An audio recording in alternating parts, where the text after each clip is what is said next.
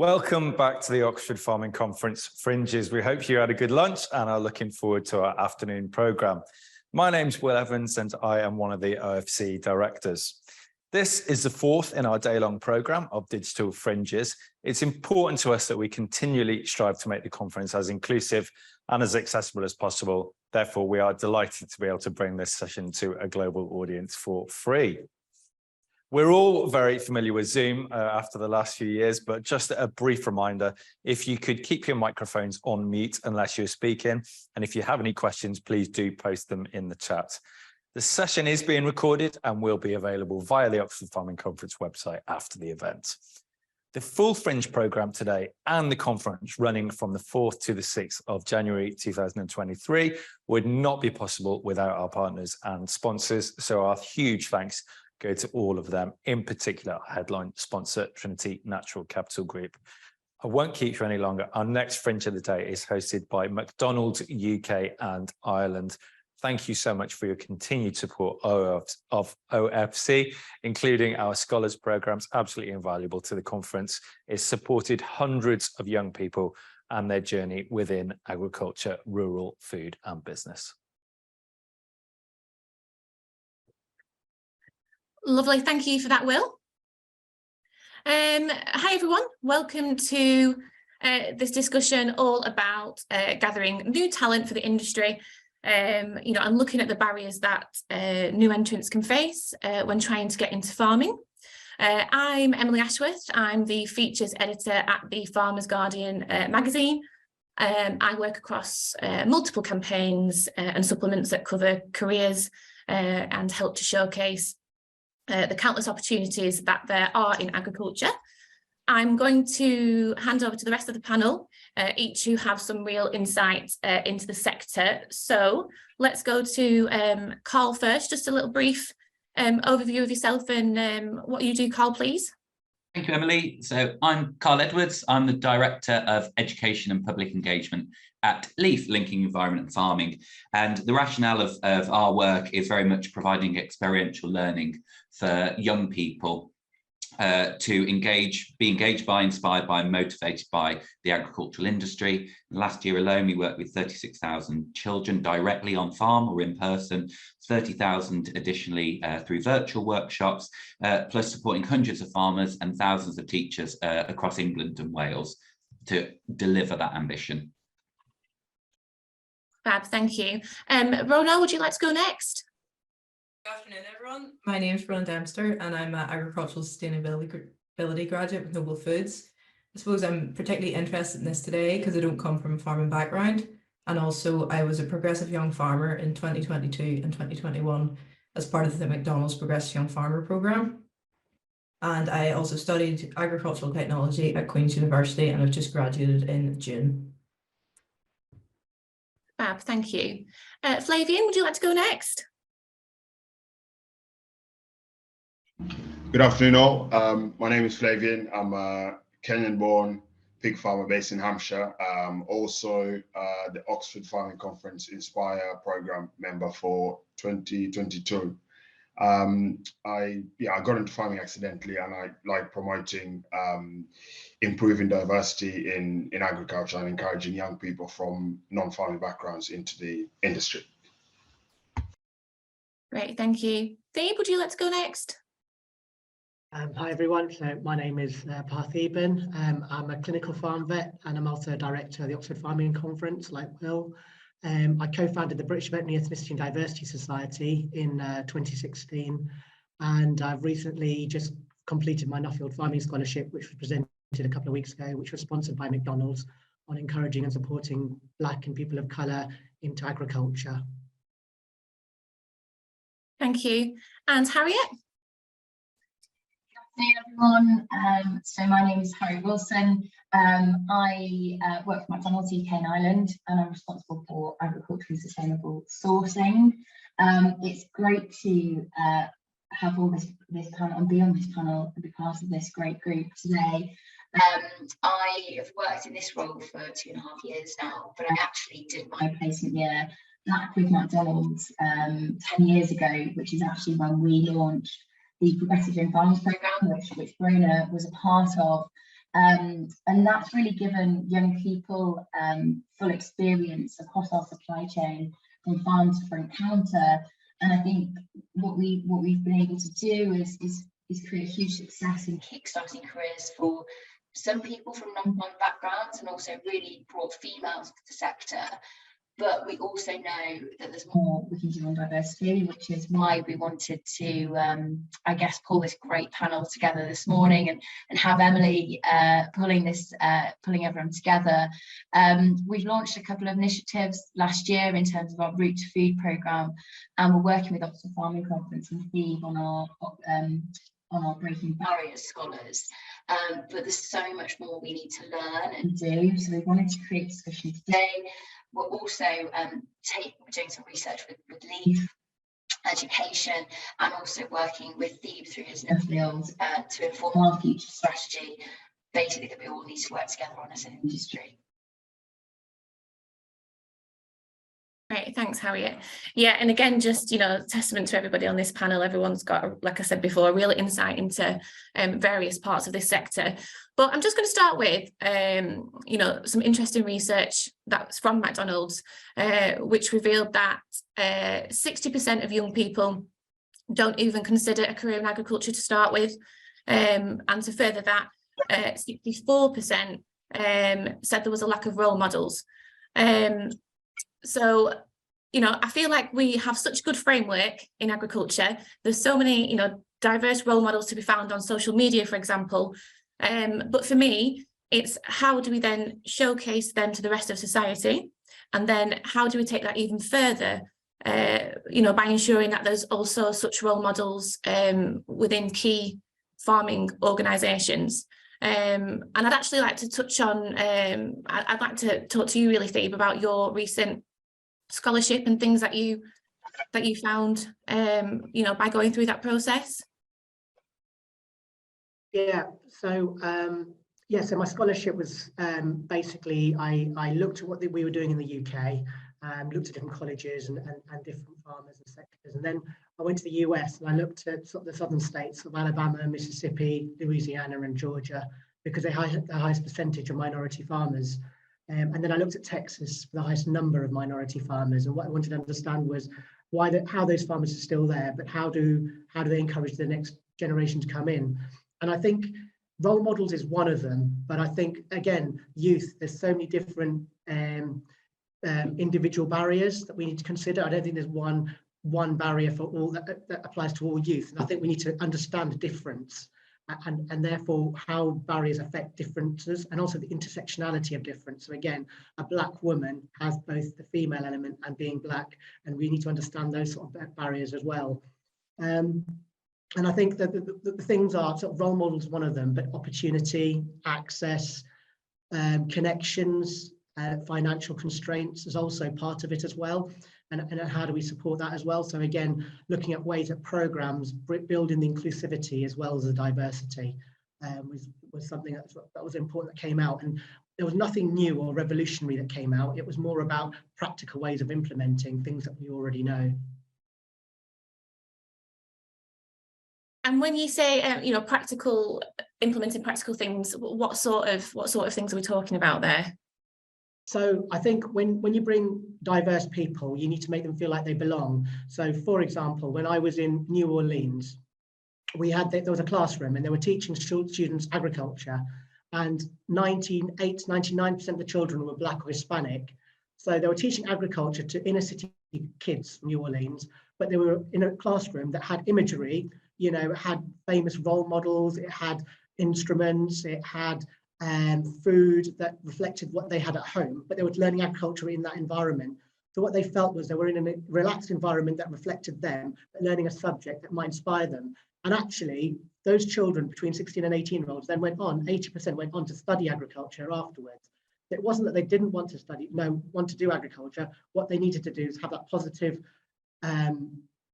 experience of agriculture in an environment where they felt secure. Because again, if we just get kids and throw them onto a farm, they're going to be in an environment which they don't know. They're going to have that feeling of insecurity. And again, is that a positive thing or a negative thing? So we need to think about building ways of bringing in diversity, but also in a positive way, that can bring that inclusivity. 100%, and I think that's a fantastic point about, and I'm going to come to you, Carl, on this actually, that conversation of, if we are going to take these things into school, for example, we need to be looking at locations and who's in the class and really tailoring this message to whoever we're trying to reach. And I know that's something that you've touched on as well, Carl.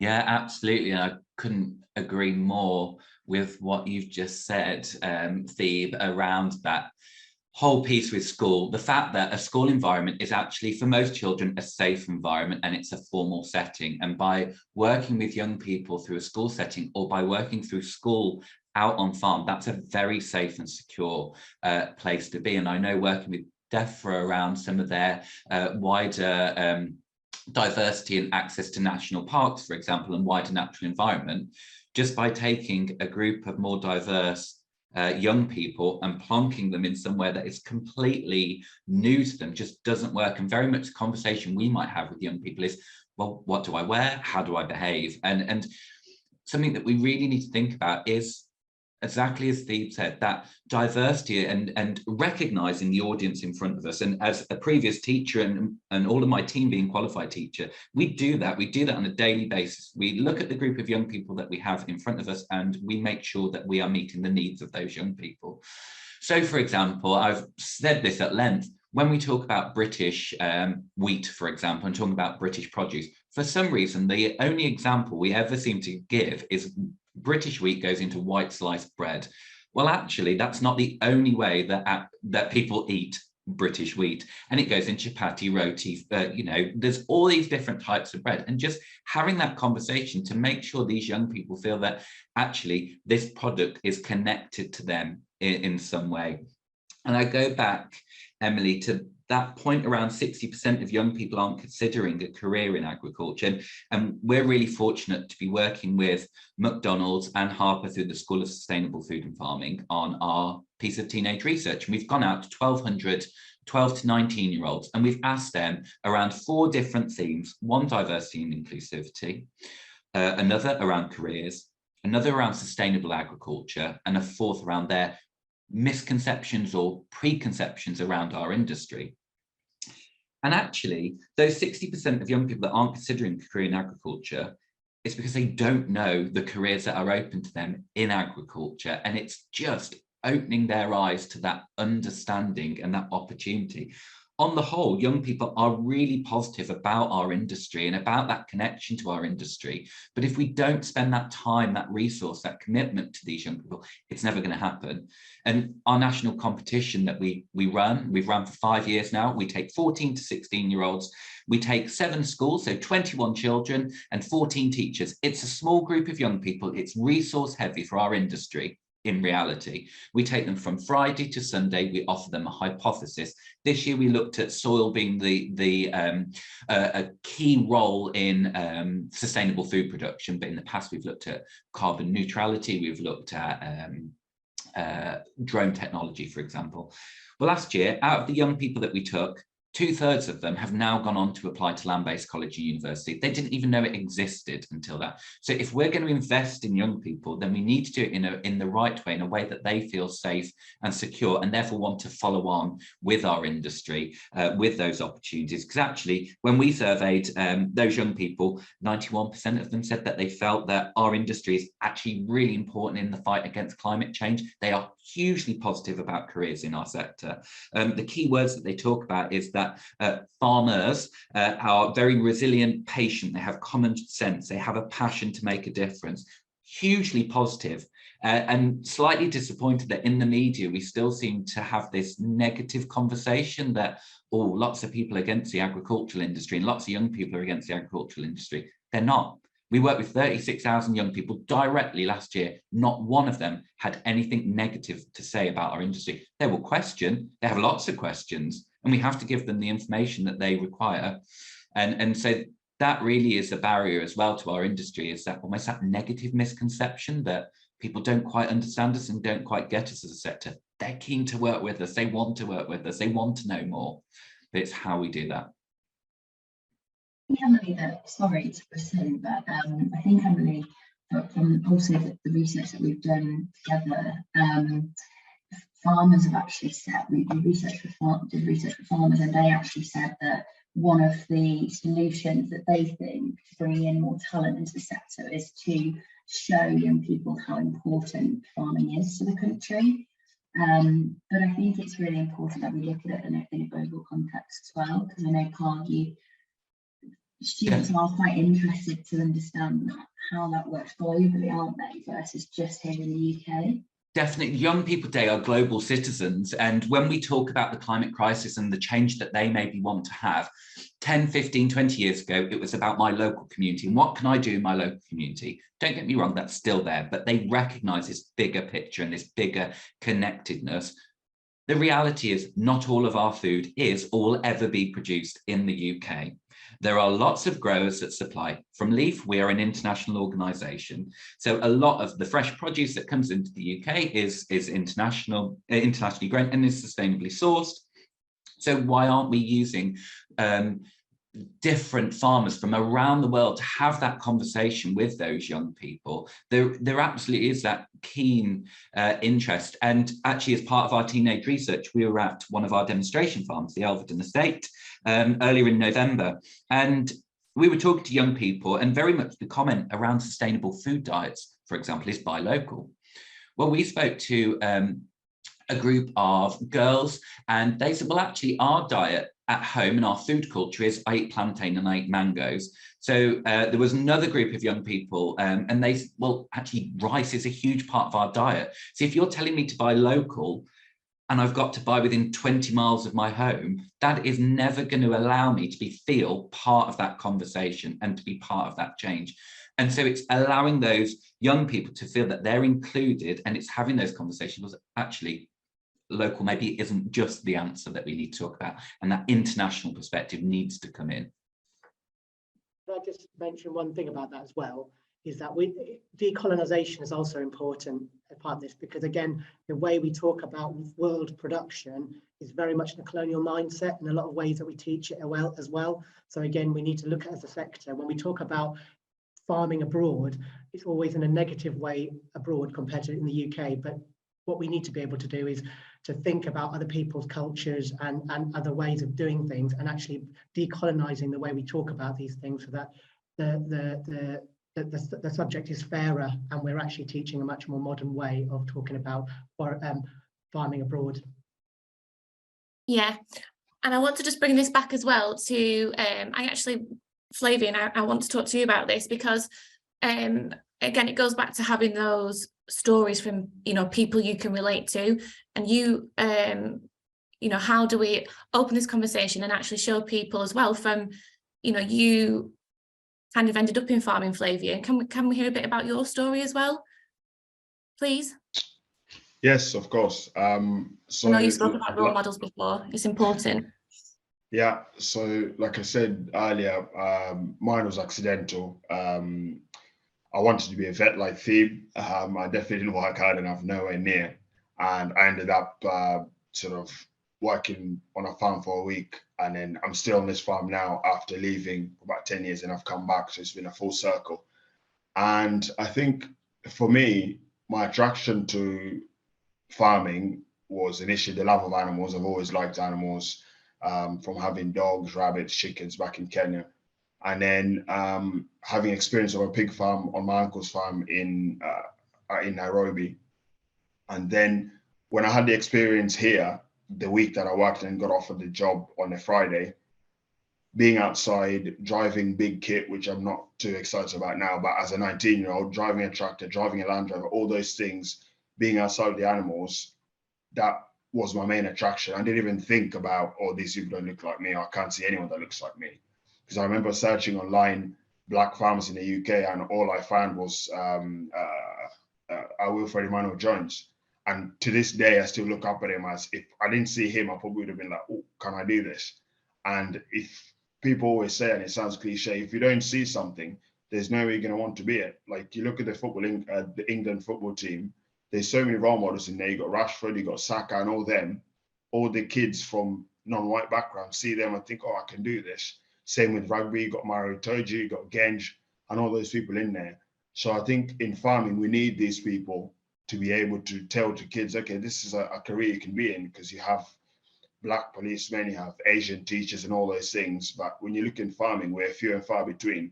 And actually, the last week, I don't know why, but the last week I've just felt sort of so tired and frustrated and sometimes angry at how I've just started my 13th year in the industry, and the things I used to see or hear in 2010 November when I first started, I still hear now. So when people say that, oh, we've come a long way, no, we haven't. Like on the ground, and it's good to hear what Carl's finding and Thiba finding with the stats. It's good to hear that, because to me, I'm thinking, oh, there's progress here. But on the ground, trust me, it's still so bad. A friend of mine, Adam, has just done an article, which is out tomorrow, about rural racism. And you hear these anecdotes. A lot of people don't believe it because they don't see it in real life. But I like sharing it online, because I tell people this is happening. Just because you're not seeing it in your village or in your farm doesn't mean it's not happening. And I just can't get my head around why, like, if we were to put half the energy we put in saying back British farming into trying to improve diversity, we'd be so far. But I think it's because for a lot of people, because it doesn't affect you directly, and a lot of people don't think past, I've grown the grain, I've sold it. They don't think past who's your customer. You like look at Kabani. The amount of money sheep farmers make off selling sort of sheep and lambs to the Muslim community during Kabani is astronomical. But if you look at some of these farmers, other than the Kabani time, ask them their opinion of a Muslim, it'll be extreme. So I think it's whether it's education on the farming side, as well as education of people that aren't in farming, to sort of meet it together. But yeah, I just think there's too much talk and nowhere near enough action. When that will happen, I don't know. But as I've said so many times, as long as I'm involved, my voice will not stop shouting about it. But yeah, but it does get tedious. But having people like you and people in the audience that are clearly interested in trying to make a change, that's what spurs me on. You're a fantastic ambassador, and something that resonated with me from I got to hear Deep's Nuffield presentation the week before last. And Deep, you spoke about the industry needing a vision, because we don't have a goal around this. So we're not really working towards anything collectively. No, we don't.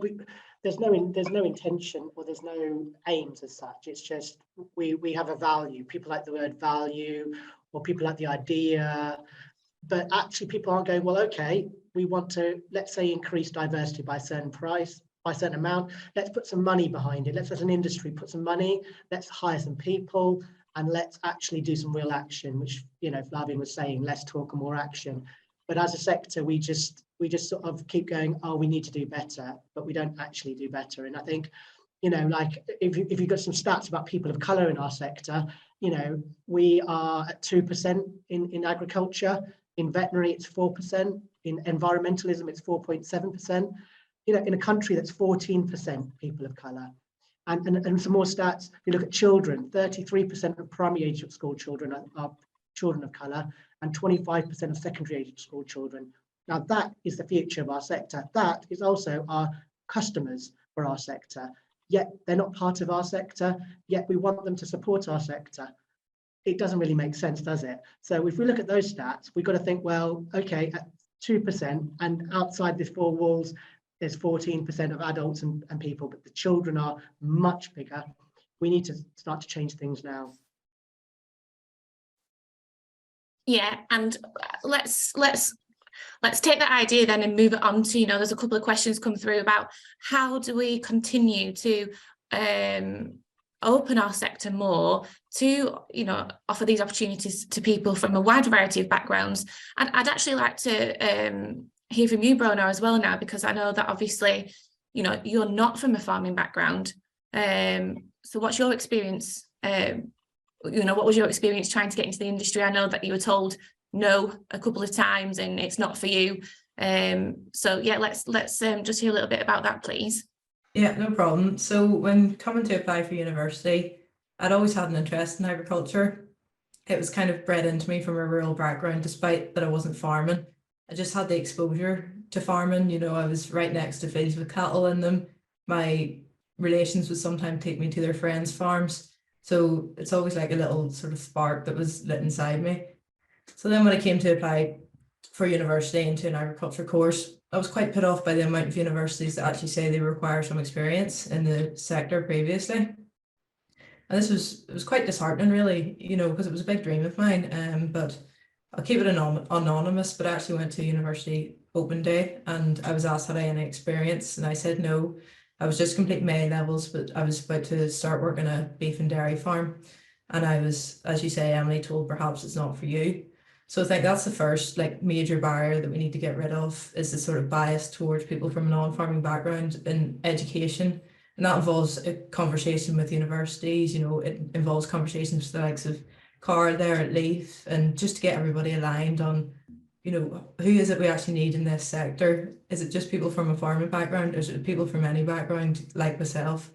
That would be the main thing, but I would certainly say in terms of attracting talent into the industry, is that word I just mentioned, exposure, you know, and we just need to get as many people exposed, because as humans, I think it's in our nature to work the land. Like somebody somewhere, they always have that little spark inside them, and it's just about getting that exposure and starting that interest that eventually we can then bring on and hopefully educate more people and bring them into the industry, and it'll flourish. Yeah, and I mean, I can see Carl, Flavian, you got something to, maybe got your hand up? Yeah, I've just seen Will's question there about what can Oxford Farming Conference do. I think Oxford Farming Conference could even send people to unis in cities, because people like Harper, they know about it already. Hartbury, all the agricultural colleges know about Oxford Farming Conference. It's about taking it to unis where, let's say someone's doing a science degree, they could bring something to farming. Psychology, they could bring something into farming. So I think that would be a good start. And then in Oxford Farming itself, like we were joking about it on Twitter the other day with Phoebe, or yesterday, about even as something as small as food. If you look at that menu, rather than, let's say, having lamb cannon and your standard venison roulade or whatever, chuck something in, I don't know, ataka dal, or some, I don't know, biltong starter or whatever, things that just bring or gets people's brains and taste buds thinking differently. Because a lot of people in this country on a Friday, when you're getting a takeaway, 9 times out of 10, it won't be an English one. So why are we not taking this to like not higher place that takeaways lower than Oxford Farming Conference, but in setups that some of these people won't be exposed outside their circle? I'm really hungry now. I should have some lunch. I just wanted to pick up on 2 points on it, if you don't mind, because Brennan was talking about work experience and the need for work experience. I think it's a key point, because obviously there's a barrier for farmers to offer work experience and for students to get it. But also we need to consider the health and safety element of that time aspect, keeping everyone safe. But one of the things that we found, because we've been trialling a new Route to Food programme targeted at young people from diverse backgrounds, where they come in, again, similar to the Question Bars programme, they come in with our suppliers for a 12-month period. But one of the barriers that we faced is a really simple thing, having a driving licence.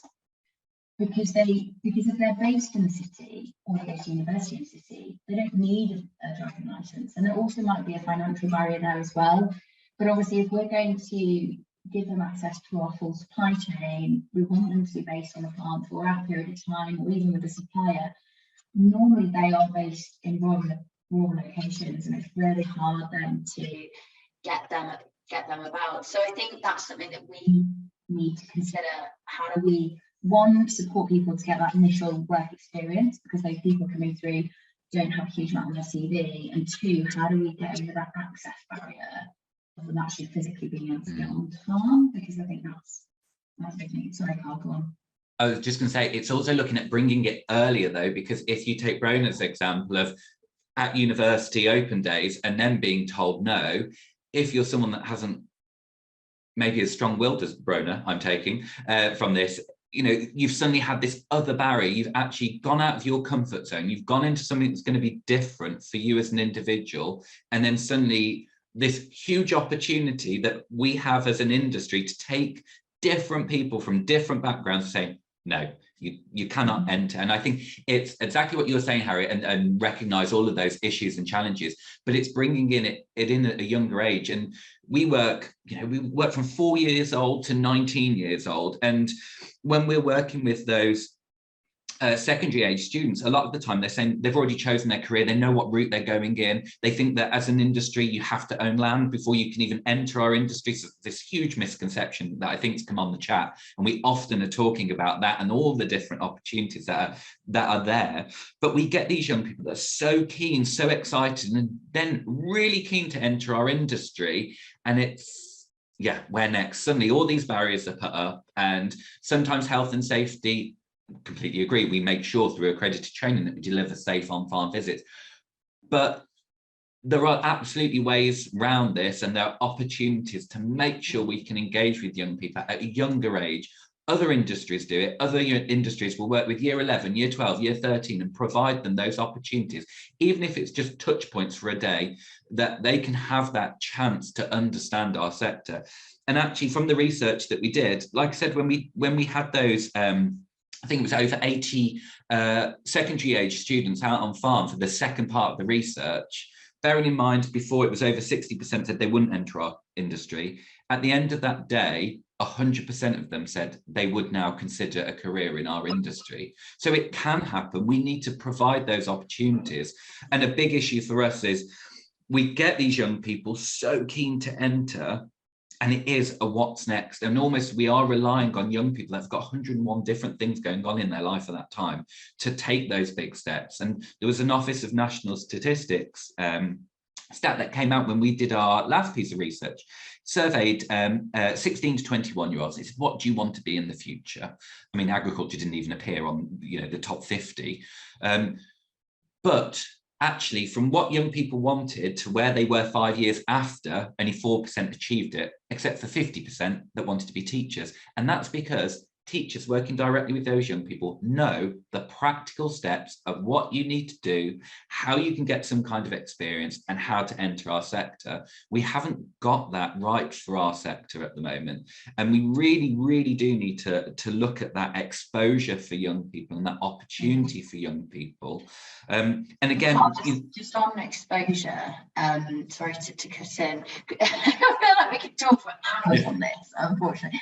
But I'm hoping a segue into feed, because one thing with those people that we couldn't recruit for driving license, for example, we couldn't give them much experience with that. What we have been able to do is offer them breaking barrier scholarships for the Oxford Farming Conference, and as part of that, I know Feed's been working with them on getting them exposure to the supply chain.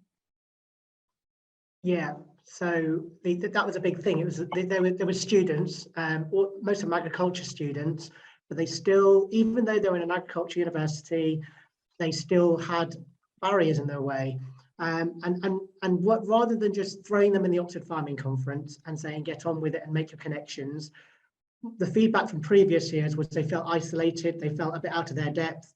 So what we did is we created a proper programme pre-conference to bring that unity together. And what I did is we had a meeting where we talked about aspirations, we talked about intentions, we had lots of different types of food as well, because again, we wanted to break down those barriers and share each other's culture. And that was the thing. I shared my culture with them, and then I wanted them to share their culture with me. But we're all together because we're all connected by one thing, and that's our passion for agriculture. And then I created a 2-day field trip. And I'm thankful for our farmers for hosting the students. But the students came back to me and said this is the first time that they actually got to talk to a farmer one-to-one and actually have that chance, because when they're standing in a big group with lots of other students who are from farming backgrounds or who have got confidence, they stand back. And so even though they've maybe visited a couple of farms, they've never had that experience where they've been able to talk to the farmers and learn about things. And it actually gave them that enthusiasm to maybe carry it on as a career. And I think When the Breaking Barriers students now go and be part of the biggest Scholars Programme and are part of the Oxford Farming Conference, not only do they have that confidence now to be part of that, but they've got each other as well if they need that support. They've got someone like me or the other directors to come to. And also as part of that, they got some materials and books. And that was both to help them to project themselves and network and things like that, but also to help talk about their identity and have confidence to talk about, have those difficult conversations so they can carry on. And I think when we try to bring in diversity, we need to bring in that support mechanism for people so that they can thrive in the sector. Briefly, I just want to quickly talk about Harriet's point about the driving and the constraints of getting somewhere. So I worked in an inner city farm in Bristol called St Werburgh's Inner City Farm. It's the second oldest inner city farm in the UK. And you'd think having an inner city farm in the middle of a deprived area would break down a lot of the barriers. You know, people can walk to the farm. There's a lot of minority ethnic communities around there. There's a lot of children from low-income households, but you know, a farm that's actually producing meat, growing vegetables, and functioning.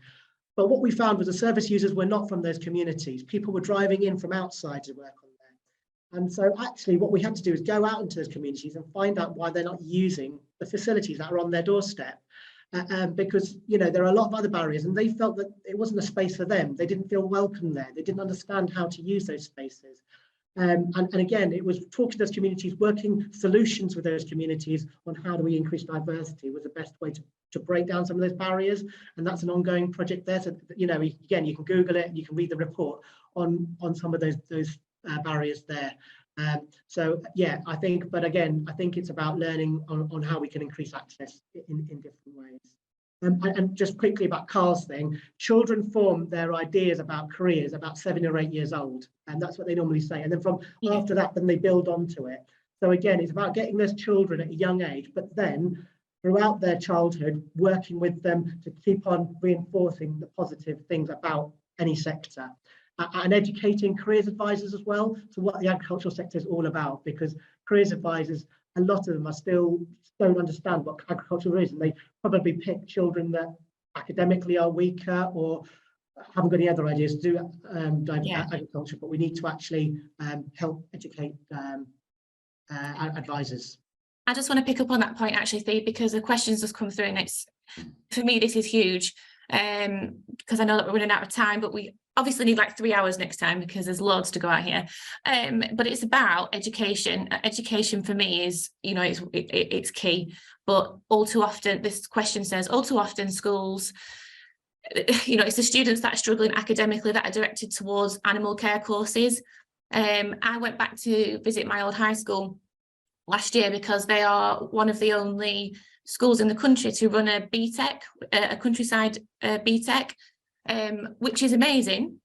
However, the argument was you are kind of, you're almost shoehorning people for a start, but the other side of it was that if you spoke to the students who actually took that on that course, it wasn't because they had an interest in agriculture, it was because they were struggling in the classroom. So it is a two-sided coin. But how do we kind of positively you know, get ourselves into the educational system in a positive manner? I mean, Emily, there's no taking away from that, but this is again what frustrates me about the negativity. That is an example, but it's not what's happening across the board. You know, we work with thousands of schools. We're working with the highest level students. We're working with the scientists of the future in year 13. We're working with the highest ability students in English at age 7. Yes, that does happen. And yes, actually, in some instances, those that are less academically gifted might be gifted in other ways, and that's not a problem for them to be directed into an industry that would also welcome them as well. The comments around the primary school, like Thebe said, it's all about lifelong learning, and again, this work is happening. We work with thousands of teachers, NFU Education, our Country Trust do, Farms for City Children. There are all of these organisations out there doing this agri-education work, working directly. There's, I think, 108 people that I can see on this call at the moment. What are all of you doing as individuals as well? And often it gets thrown back to us as organisations suddenly have to change the whole education system. It's not. We deliver food, farming, natural environment and education through the existing national curriculum, through the existing exam specifications. They are there. We don't need suddenly this GCSE in agriculture that's going to solve all of our issues. It is not going to solve our issues. In fact, it would probably exacerbate some of the issues and challenges we've just mentioned. All of these opportunities are there and they are being done. So actually, I would argue that individuals can look at the organisations I've just listed, look at Leaf Education, come and talk to us, see what you can offer, what you can do in your local area. Because actually, what can you deliver in that local area with that local community? What can you do around supporting and offering those experiences and those opportunities? Because it's those touch points that young people want. It is not negative out there. The education system isn't stacked against the agricultural industry. It just isn't true. They are open to these opportunities. You know, going and working with A-level environmental scientists, suddenly they're thinking, I never linked environmental science to the agricultural industry. I never linked biology to the agricultural industry. And we're giving them all these opportunities, and teachers are open to it. Young people are open to it. There is so much positivity out there. If I could jump in, I think I echo what Carl's saying there and what all of you have said as well. The bit about what can this organization do, what can this other organization do. In the last sort of few months and years, I've been lucky enough to be involved in a few different ones. The same problem exists, is that you ask a question and it's going to be taken to 10 different people before an action is done. Whereas if it's me doing something, or Thebe or Carl or someone else or Will, you just do it because you don't have anyone to ask to. And I think farmers, it sounds simple, but it's such a big thing. And I said it yesterday. I said, I've noticed, let's say on something like Twitter, people talk a lot there. We discuss so many things you learn from other people. I put a picture up the other day of me going to Parliament, me pulling a silly face going to Parliament. You get 100 more. I think you had like nearly 15,000 interactions. I just put going to Westminster to do with such and such. And then 7 hours later, I put a screenshot of a friend's message. She's been in allied industry now in British agriculture. She's a Kenyan for like a year or two now. And she went to a conference the other day and being told you don't belong, you don't have like sort of the experience to be in our industry, you're from this country, what do you know about British farming? In 2022, that gets probably 1,000, 2,000 interactions. So to me, I'm thinking the people that tell me to my face that, oh, you're doing such a good job, we agree with you, why can you not retweet something? Because if someone sees you're retweeting about football game or England doing well in the World Cup, people think, oh, let me check what's going on here. If you're retweeting about something that's showing a black lady facing sort of a discrimination in agriculture, it'll bring it to the forefront. So it's such a simple thing that it's not about organizations, as Carl's saying, it's about individuals putting money where their mouth is and doing it. Because if we carry on like this, next year, Oxford Farming 2020 or 2024, let's say, it'll be the same thing. What can we do? What can we do? We're not going to get anywhere.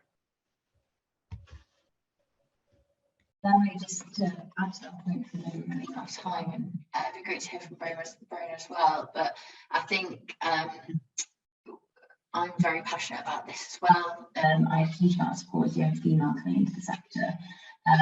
But I have the backing of McDonald's behind me. You know, we've pulled this plan together, but it's about actually providing a platform for people, I think. And McDonald's brand, across our customer base is so diverse, and our crew and our staff is so diverse.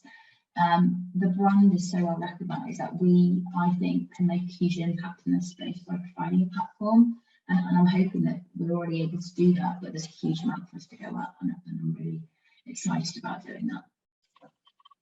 Yeah, no, totally agree, Harriet. It's definitely the way that you create role models in the industry, as you say. And also, I think there's been quite a lot of negatives, but let's focus on the positives as well. Look at the amount of farming programs on TV that we have now compared to we did 2-3 years ago. I mean, the progress we've had is massive. The amount of TikTokers that are farming based, you know, let's realize where we've come from as well, though we have a long way to go, but the future's looking bright. Absolutely, yeah, and I think we can probably all agree that's a fantastic way to end on a positive. and just, you know, really, like everyone says, exposure. Let's all take individual kind of action, just to do what we can and get, you know, get our story across. Do I have time for a question? I'm just thinking, because there is hands up, can we just, if people could write their questions, and we'll have to come back to you, because I think we might get cut off. I don't know. Let's have a quick look. I think so. So who we've got to hear from? I can't quite see it at the top. Oh yeah, Soph G.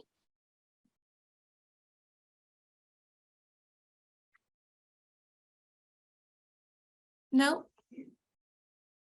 I'll go to these questions at the side and then see what happens. People often think you have to be born into farming due to the challenges to do with getting hold of land. Oh.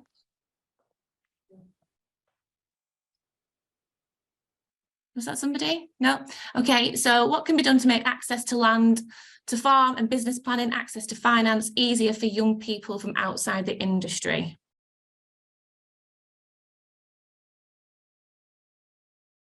I've talked to Flavian about this a lot. I think he could probably offer a good opinion on this. Yeah. I would say, so I was in that position, I'm still in that position now. I would say advice for people that are looking to come in and are worried about the barrier. I remember being told by a lady in the pig industry called Mary Ward. She asked me, why do you want to own land so much? And I said, oh, because you sort of like sense of ownership, etc. And she said, what if you could get land that you didn't have to own, but you could make money off it? And that brought a different spin to the whole thing about land and what you do with it. So I think that's one thing. You don't have to own it to make money off it. Secondly, it's whether this is a governmental thing or farmers again could do it themselves. Things like share farming, like in Wales, there's Farming Connect, where sort of farmers that are aging and looking to leave the industry get partnered up with a younger farmer, a new entrant, and they work together, sort of sharing whether it's financially or with experience.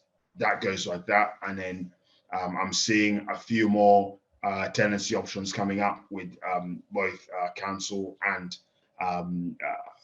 private farmers. And I think also like with the council one, it's going from having these long tenancies where someone could be a tenant for 30 years to shorter 5-7 year ones, or even 10 years. Yes, someone could say, what can you do in a business for that time? But it's more about having access to get in. You're there for 7 years, and then you're also asked at the start, what's your exit plan? So you're in, you've been given an option or opportunity, you do what you need to do for 7 years, and you've also told them about your exit plan, and then it's almost like a trampoline, let's say. You'll bounce onto the next spot.